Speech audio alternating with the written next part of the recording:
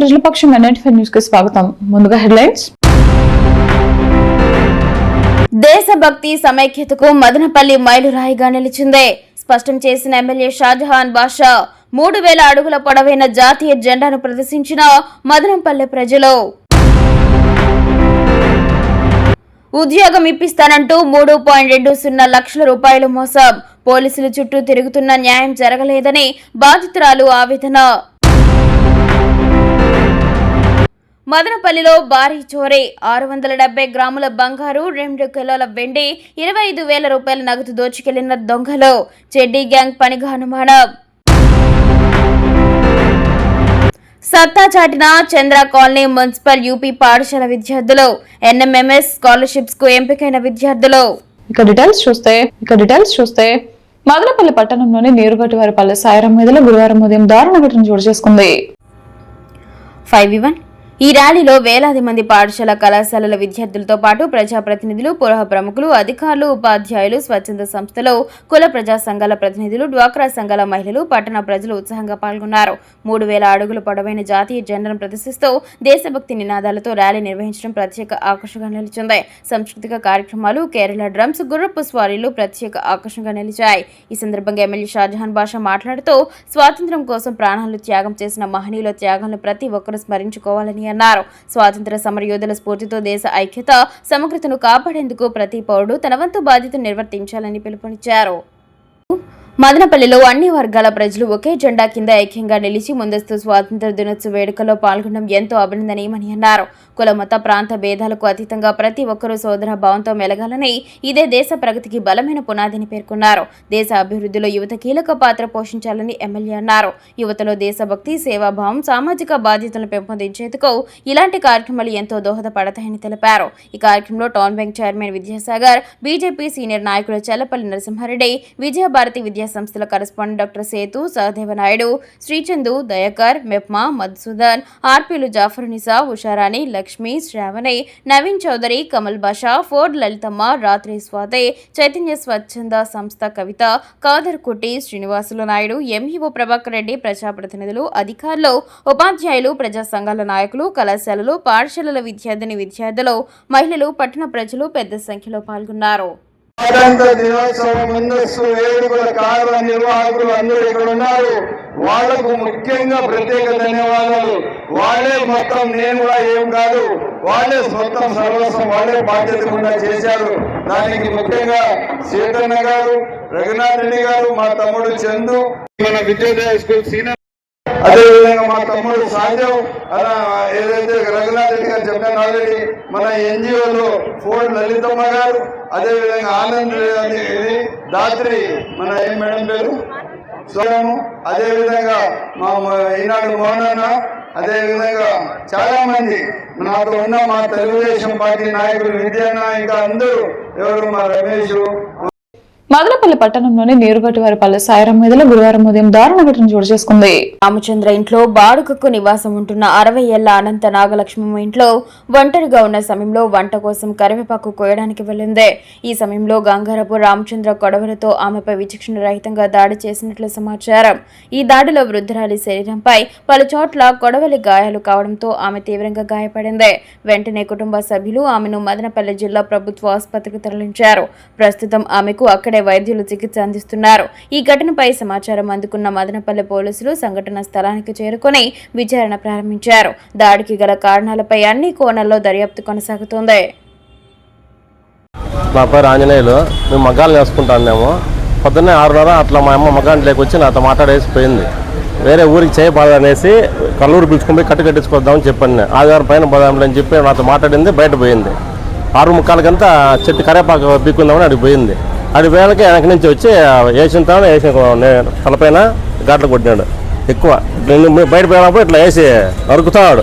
నేను బయట పోయే లోపల అప్పుడు చూసినాము. అంతా వీళ్ళు వాళ్ళు వచ్చి తప్పించి పట్టుకొని ఇచ్చేసారు. రక్తం అయితే చాలా కారింది. సుమారు 50 కుట్లు దాకా పడినాయి. ఇక్కడ తగిలింది, చెవు బాగానే తగిలింది, తలంతా కుట్లు, కంటి పైన అన్నీ తగిలినాయి. ఆయన పేరు వచ్చి రామచంద్ర, పలువురు వచ్చి కొండాలపల్లె. మా ఇంట్లోనే పాడిపోయాము 30 ఏళ్ళ నుంచి. నాగలసమమ్మ కరేపాకు పెరుక్కున్నామని పెద్ద కొడుకు ఇంటికి అడిపోయినా. ఈదులో ఉంటుంది చెట్టు. చిన్న కొడుకు ఇంట్లో ఉన్నానా, అలాగే పెరుక్కున్నామని ఉప్మా చేద్దామని అందుకోసింది నా కూతురు. ఆకు పెరుక్కున్నాం బాగుంటుంది అని చెప్పినేసి అడిగిపోయినా. నాకు ఎదురుపోయినాడు పోయేటప్పుడు. తిరిగి పెరుక్కొని వచ్చేటప్పుడు కొట్టేసినాడు. అరుచుకొని ఉండ, ఎవరు లేరు ఇదిలో. కొట్టిన తానే కొట్టి ముండం వేసుకున్నాడు. ఏం విరోధం బాగా సంగటి పెట్టి సాకినా వాడిని చిన్న పుట్టింది. నా ఇంట్లోనేదైనా నాకు ఏ పని చేసినాడు. మదనపల్లి పట్టణంలోని పోస్టల్ అండ్ టెలికాం కాలనీలో భారీ చోరీ జరిగింది.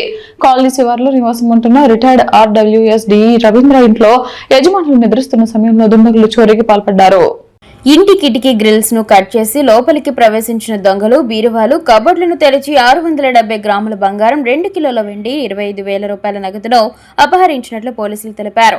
చోరీకి ముందు దుండగులు ఇంటి పరిసరాల్లో రెక్కి నిర్వహించి పక్కా ప్రణాళికతో ఈ దొంగతనానికి పాల్పడినట్లు అన్నమయ్య జిల్లా ఎస్పీ ధీరజ్ వెల్లడించారు. దొంగల ముఠాలోని 4 వ్యక్తులు పంచులు కప్పుకొని వచ్చి ముందుగా రెక్కి నిర్వహించినట్లు తెలిపారు.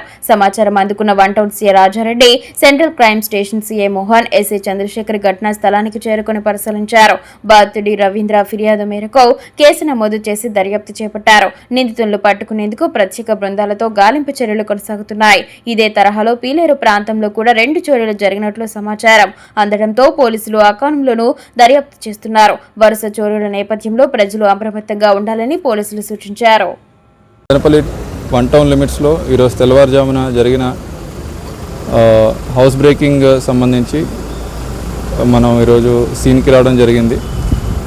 మనకి సీసీటీవీ కెమెరాస్ ఇవన్నీ వెరిఫై చేయగా ఒక 4 వ్యక్తులు నిన్న నైట్ ఈ ఇంటిని PNT కాలనీలో ఉన్న రెసిడెన్షియల్ ఏరియా అవుట్స్కట్స్లో ఉన్న ఇళ్ళని రెక్కి చేసుకొని దానిలోని ఉన్న ఇన్మేట్స్ పడుకొని ఉండగా వాళ్ళు కిటికీస్ ఓపెన్ చేసి ఉంటే ఆ స్టీల్ గ్రిల్ని కట్ చేసి లోపలికి ఎంటర్ అయ్యి అక్కడ పెట్టి ఉన్న కీస్ తీసుకొని బీరువా ఓపెన్ చేసి కబోర్డ్స్ ఓపెన్ చేసి దానిలో ఉన్న గోల్డ్ అండ్ సిల్వర్ ఆర్నమెంట్స్ తీసినట్టు స్టీల్ చేసుకొని వెళ్ళినట్టు మనకి తెలుస్తుంది.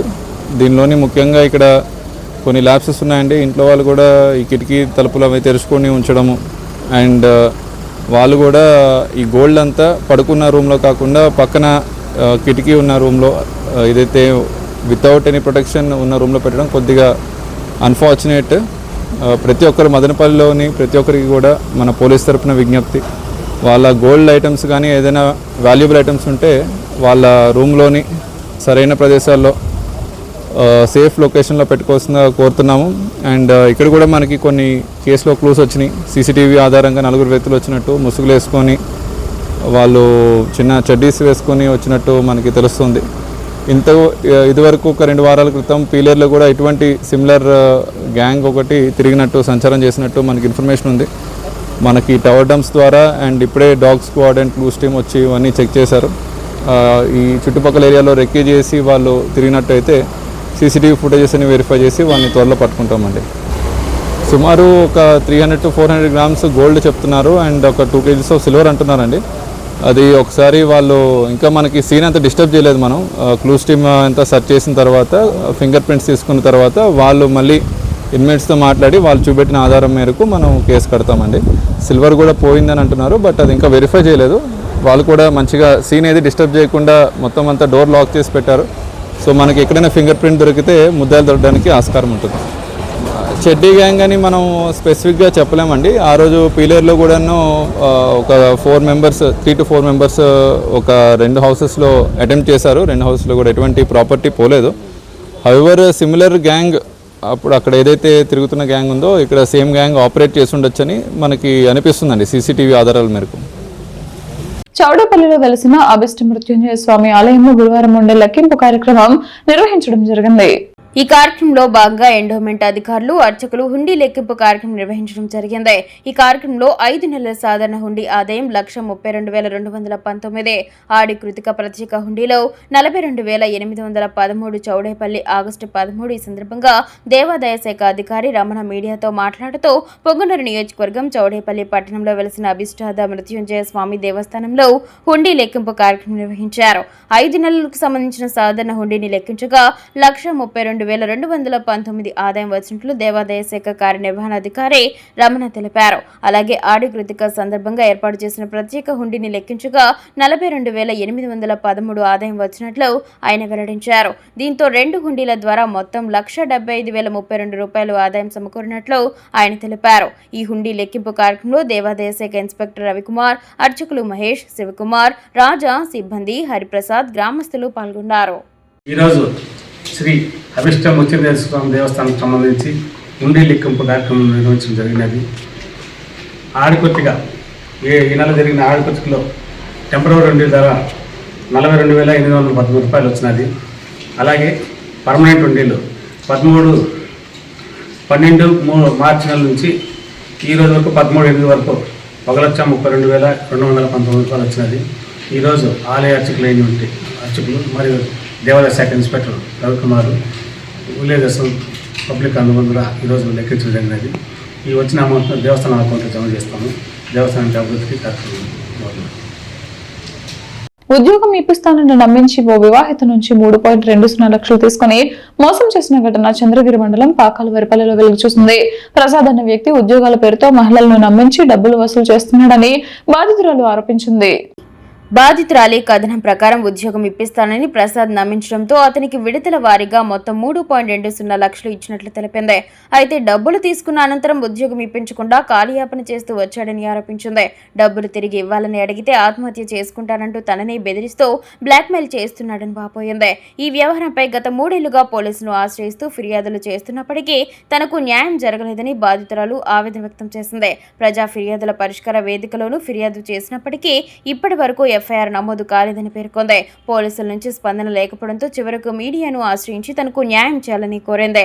తన డబ్బులు తిరిగి ఇప్పించడంతో పాటు ఉద్యోగాల పేరుతో మరెవరిని మోసం చేయకుండా సంబంధిత వ్యక్తిపై విచారణ జరిపి చర్యలు తీసుకోవాలని బాధితురాలు పోలీస్ అధికారులను కోరింది. చంద్రగిరి మండలం పాకాలవారిపల్లి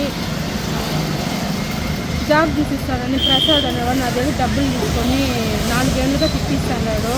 డబ్బులు ఇవ్వలేదని అడిగితే నువ్వేం చేసుకుంటావు చేసుకో అన్నాడు. పోలీస్ స్టేషన్కి 2023 నుంచి 4-5 టైమ్స్ తిరిగాను. కంప్లైంట్ రాసి ఎస్పీ ఆఫీస్కి వెళ్ళాను. తిరుపతి నుంచి ఇక్కడ ఫార్వర్డ్ చేస్తారు.